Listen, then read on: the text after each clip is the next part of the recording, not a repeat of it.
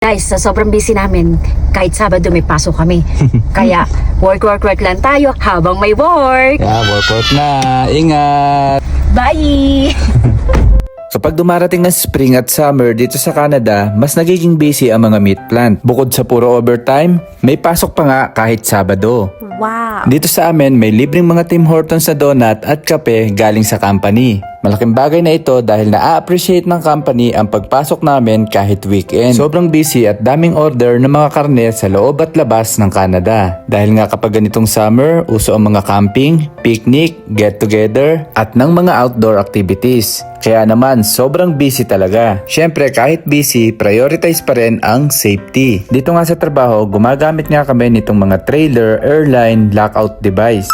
Isa itong safety precaution sa mga shipping docks para maiwasan ang mga injury o aksidente kapag maglo-load kami sa mga trailer. Sobrang dali lang nga itong ikabit. Una, kailangan mo nang i-turn off ng driver ang airline at tanggalin itong connector. At pagkatapos, ikakabit na namin itong airline lockout device. Pipindutin mo lang itong susian para mag-lock. I-double check mo lang kung hindi natatanggal. At kapag nakakabit na, pwede na kami mag-load o unload ng mga trailer ng ligtas.